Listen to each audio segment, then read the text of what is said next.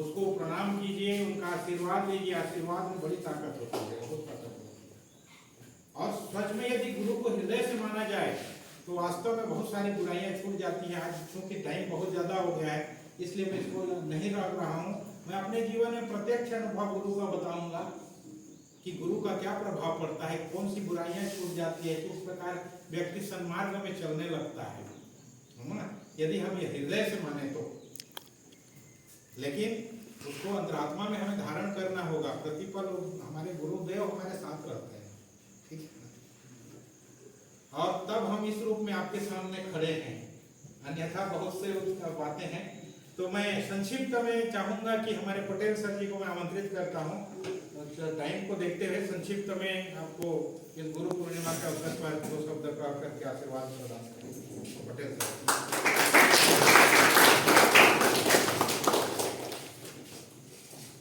कार्यक्रम में उपस्थित मेरे वरिष्ठ शिक्षक साथियों, प्यारे विद्यार्थियों, गुरु पूर्णिमा का अवसर चूँकि जैसा कि आपको पहले पता है कि आनंद फानंद में आयोजित किया गया है और गुरु की महत्ता निश्चित रूप से हर जगह है।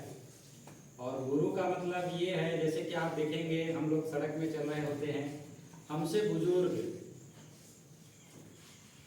बूढ़े लाठी टेकने वाले भी गुरुजी नमस्ते, इसका मतलब वो मुझे नहीं कर रहे हैं, जैसा कि सर ने कहा वो मुझ नहीं कर रहे हैं।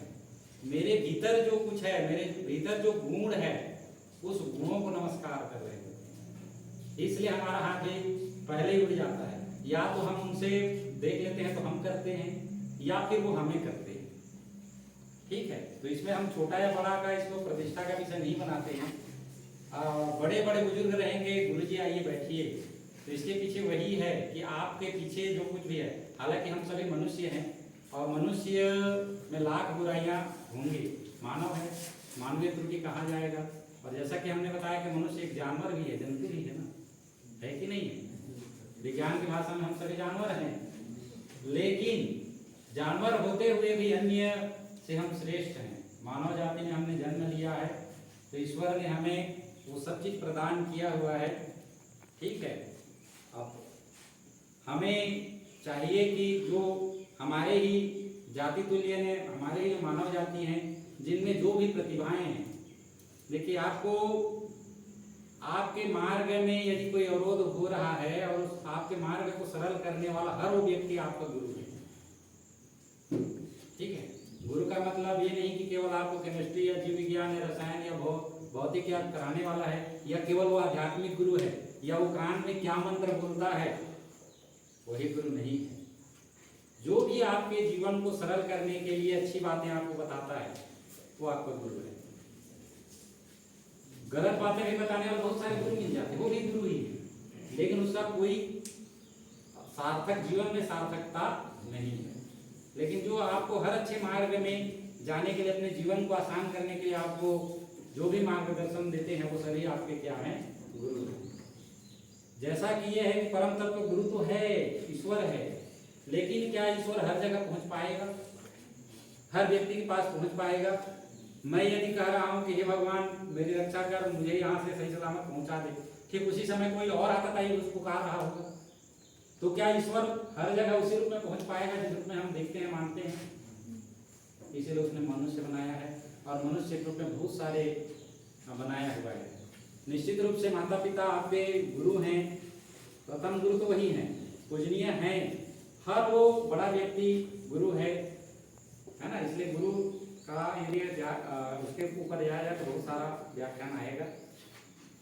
तो निश्चित रूप से आप जिस स्तर पर हैं, मैं कहूँगा कि हम आपके सही दिशा, क्योंकि जीवन के उचित पड़ाव पे आप हमसे गुजर रहे हैं और हमारे इस विद्यालय से गुजर रहे हैं। महत्वपूर्ण पड़ाव है जीवन का, ठीक है, किशोरावस्था, और किशोरावस्था को संभालने का काम हम इन गुरुओं का है, क्योंकि यही उम्र है कि थोड़ा सा यदि आपको आज़ादी मिल जाए और अपने आप को आज़ाद महसूस करने के लिए आप बहुत सारे गलत दिशाओं में चले जाते हैं। ठीक है, तो निश्चित रूप से क्योंकि प्रभु हर जगह नहीं पहुंच पाएगा, उसका एक अंश मात्र के रूप में हम ये नहीं कहेंगे कि हम गुरु हैं, लेकिन उसका एक अंश मात्र हम अवश्य, हमें जिन्होंने शिक्षा दिया वो भी उसी के एक अंश थे, उनको जिन्होंने दिया उसी परमात्मा के एक अंश है। क्योंकि आत्मा के रूप में ईश्वर आपके ऊपर निश्चित रूप से आवास करता है, आपके हृदय में स्थान देता है कि नहीं, तभी तो हम जिस दिन वो आत्मा प्राण के रूप में बन करके उड़ जाती है तो हम क्या में मिल जाते हैं, मिट्टी में मिल जाते हैं। तो निश्चित रूप से गुरु का कुछ अंश, ईश्वर का कुछ अंश हम सब में है, ठीक है। इसीलिए मैं चाहूँगा कि आपके मार्ग को सरल बनाने के लिए जीवन पथ में जो भी आपका जिस भी रूप में किसी चीज को यदि नहीं जानते हैं, मैं ये नहीं जानता हूँ, इसको मुझे थोड़ा बहुत भी जिसने भी बताया होगा वो मेरे गुरु है, इसको भी मैंने थोड़ा बहुत कहीं से भी किया होगा वो मेरे गुरु है। जिस किताब को पढ़ करके मैंने ये जानकारी ली वो चूंकि अमूर्त है ना, वो भी आपका क्या हुआ, गुरु हुआ, ठीक है। तो हर वो चीज में गुरु तत्व विराजमान है, और जिनसे भी आपको कुछ सीखने को मिलता है, हर उस प्राणी का, उस मनुष्य का क्या करिए, सम्मान करिए, क्योंकि विनम्र बनना बेहद आवश्यक है।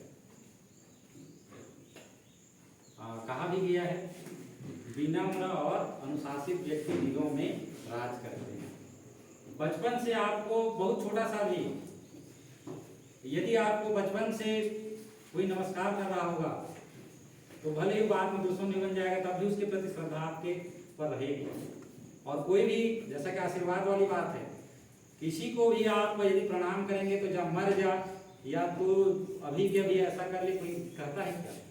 नहीं करता है, वो आशीर्वाद देता है, और आशीर्वाद अधिकृत होते हैं। लाखों दुआएं काम करती हैं, इसलिए कहा गया है कि जब दवा काम नहीं करता वहां क्या काम करता है, दुआएं काम करती हैं, ठीक है। इसीलिए विनम्र बनिए, अनुशासित बनिए और अपने हर गुरु का सम्मान करिए। इसी के साथ मैं अपनी वाणी को विराम दूंगा। धन्यवाद। तो बहुत ही सार्थक शब्दों में गुरु की महत्ता का दर्शन में बखान किया, और आप लोगों की ओर से यदि कोई है तो सादर आमंत्रित है, अन्यथा टाइम को देखते हुए कार्यक्रम का समापन करेंगे, क्योंकि अप्रायोजित था।